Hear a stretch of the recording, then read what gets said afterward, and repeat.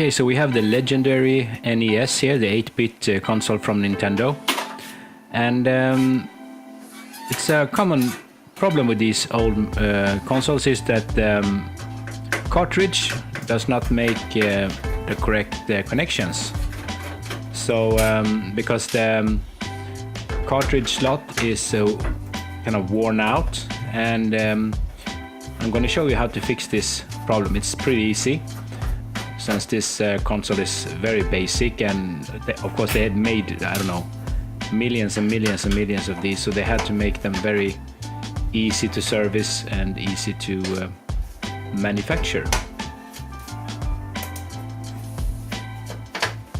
This is a fairly old console, older than my first console that I got when I was a kid. I still have it here.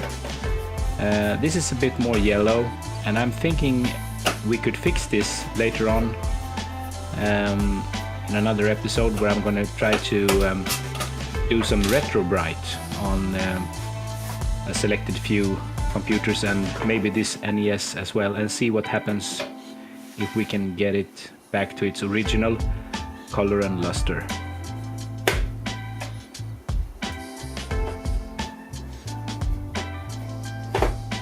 So you would need a needle to perform this repair.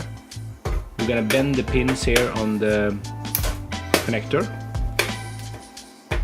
after we have loosened all the screws and taken away this shielding that is necessary for not interfering with the RF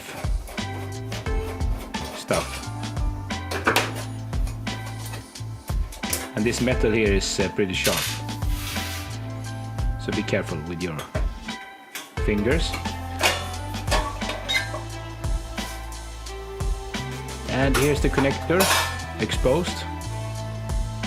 So the cartridge slides in here, and I could feel it immediately because the cartridge was very easy to put in place, and it's not supposed to feel like that. It's supposed to have some resistance.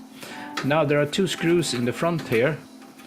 I'm in the back now, but in the front that are actually kind of adjustment screws for the this one here and the other one on the opposite side. It's kind of adjustment screws for the tension, the cartridge tension, I would say. It kind of pulls the cartridge down and making connection both up and down in the slot here.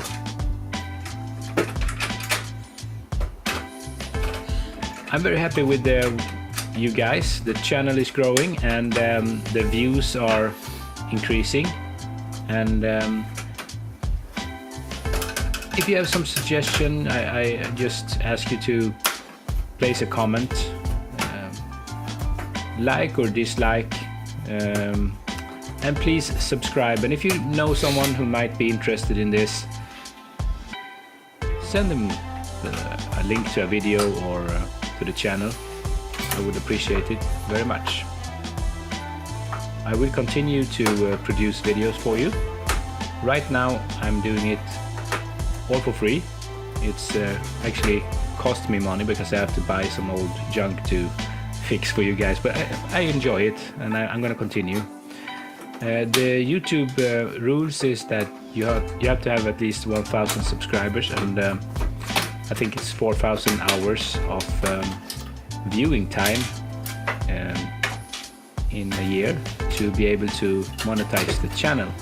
Now, monetize the channel, by that I mean place some commercials in the video, and maybe I can make some money that way. Maybe I'm going to create a Patreon. I'm not sure yet. I'm just doing, one video at a time. So if you want, please help and spread the message and subscribe. This connector here actually connects to the motherboard also, and it's easy to remove. It's a really smart kind of design on this NES. if you think about it.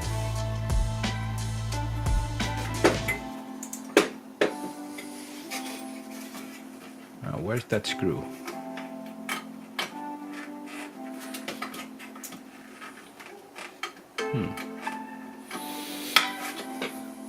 Oh, here.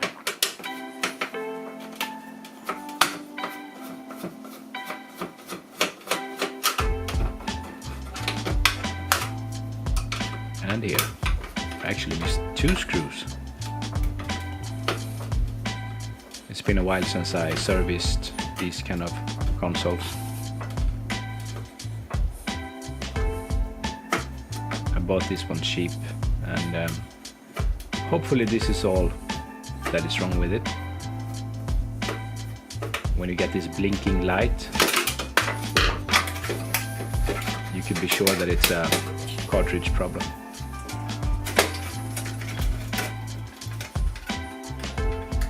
So the games are actually just an extension. It kind of builds onto the motherboard through this slot and makes electrical connection and becomes a part of the motherboard. And so each game becomes a part of the motherboard. We also have this expansion slot in the bottom here. I'm not sure it was used for anything that was kind of successful. I heard there was some kind of betting, or we could play on horses or something. Maybe I'm totally wrong here, but some kind of connection to modem. Oh, I don't know. Here we go. This is the connector, and we need to bend the pins here to make full contact with the game cartridge. And having a look at the motherboard here, I'm just going to remove the shielding. It's a fairly simple design, I would say, with a CPU there.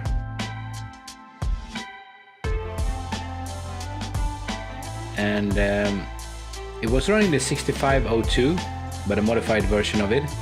Same CPU that was inside VIC-20, C64 as a modified version also there.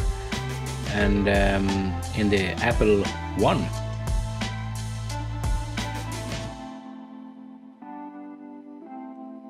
Oh, it's been resoldered, I guess. Or maybe it's just that bad from the factory.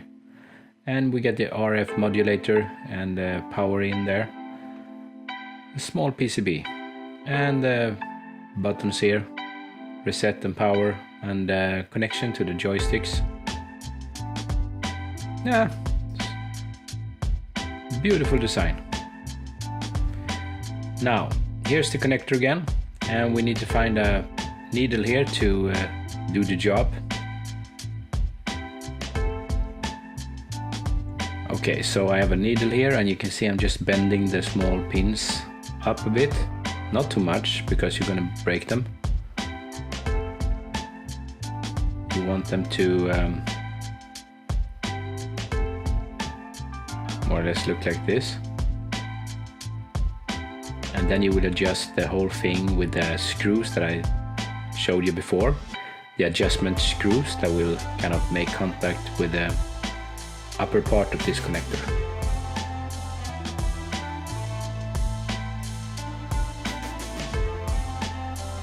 It's an easy job, takes a couple of minutes.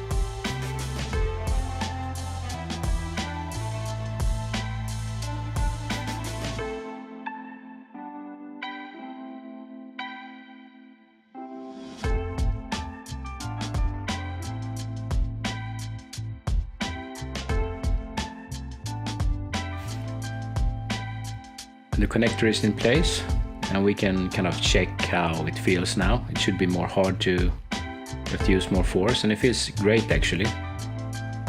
I need to use a lot of more force to push the game in place.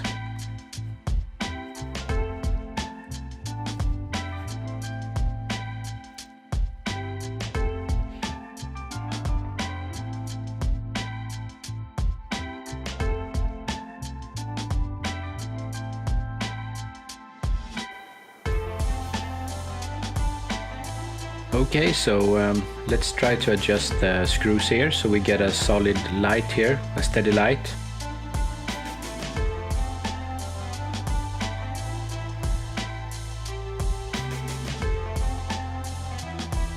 And as you can see, we have a steady light here, so we have fixed something. And the important thing here is the tension. You can just like play around with it a bit and you will find a way to make it.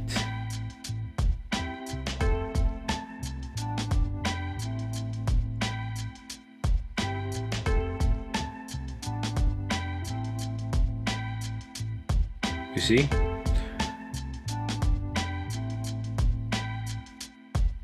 It's working. So we can just put everything back together again.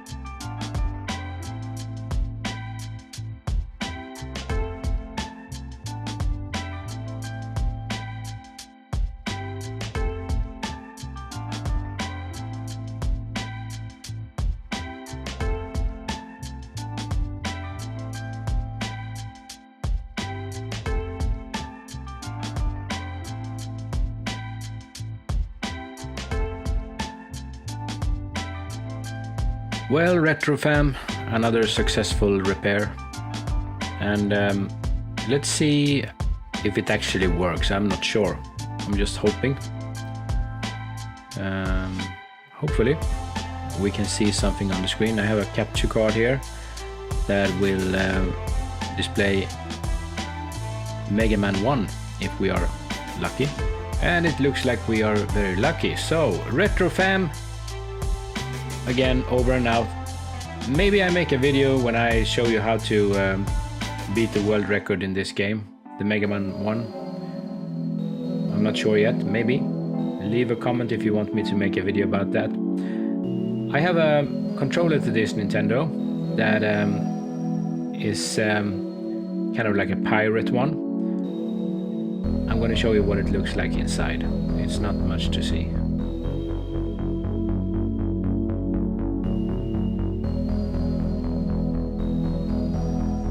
A single PCB with one screw. It's just attached with one screw. Do you see?